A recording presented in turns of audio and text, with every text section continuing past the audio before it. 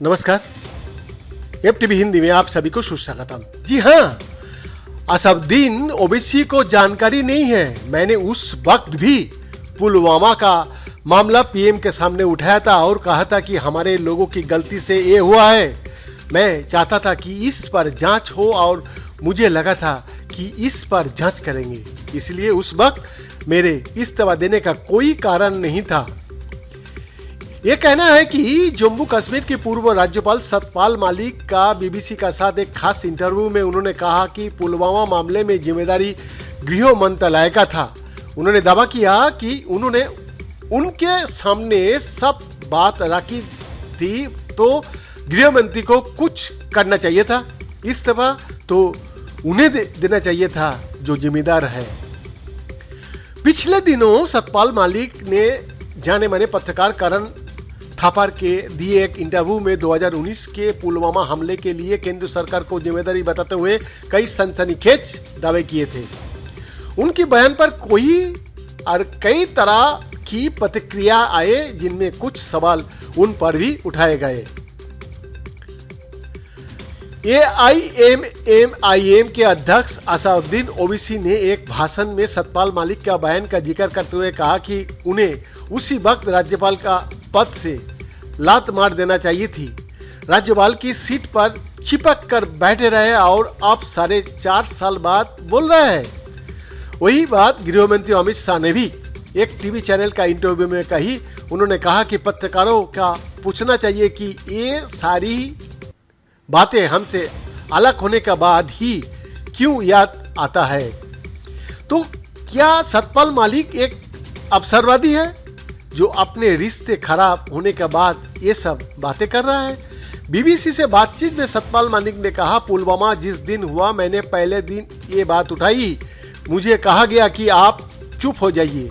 फिर मुझे पता चला कि ये उसी दिशा में ले जा रहा है पाकिस्तान की तरफ। उस वक्त इनका विरोध करना एक खतरनाक काम था, क्योंकि फिर देशद्रोही करार दे दिए जाते। जब किसान आंदोलन के वक्त भी मुझे दिखा कि ये लोग किसानों को नजरअंदाज कर रहे हैं, तभी मैंने मुद्दा उठा दिया था।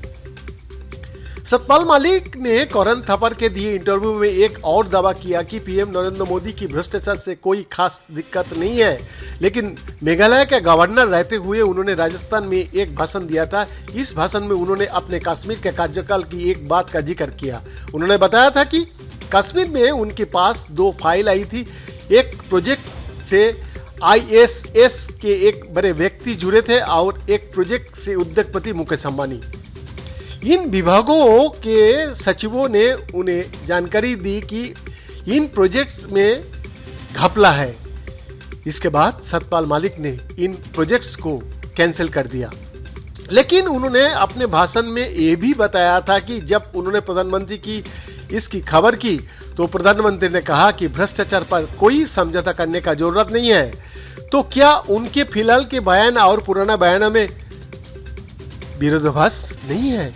सत्यपाल मलिक जवाब देता है, हाँ, उन्हें भ्रष्टाचार से कोई चीर नहीं है, बल्कि गोवा से मुझे भ्रष्टाचार की शिकायत करने पर ही हटाया। उन्होंने जिन्होंने भ्रष्टाचार किया उन पर कार्रवाई करने के बजाय मेरा ही ट्रांसफर कर दिया और कश्मीर में वो प्रोजेक्ट्स कैंसिल करने का बाद ही उनसे मिलने गया था। मैंने कहा था कि मैंने कैंसिल कर दिया, आप चाहता है तो मुझे हटा दीजिए। लेकिन उन्होंने कहा कि नहीं, भ्रष्टाचार पर कोई समझौता नहीं।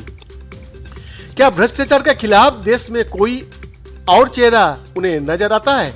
उन्होंने कहा कि एक नहीं, कई लोग बचे हुए हैं जैसे नीतीश कुमार। लेकिन बिहार में बहुत वक्त से नीतीश कुमार ही मुख्यमंत्री और गवर्नर रहते हुए सत्यपाल मलिक कह रहे थे कि बिहार की एजुकेशन सिस्टम भ्रष्ट है। तो फिर वो कैसे कह सकता है कि नीतीश कुमार की एक साफ सुथरी छवि है? उन्होंने मुस्कुराते हुए कहा कि फिर भी तुलना में दूसरे लोगों से वो बेहतर है। अरविंद केजरीवाल भी बड़ी प्रमुखता से उनकी उठाए सवालों को अपना मुद्दा बना रहा है।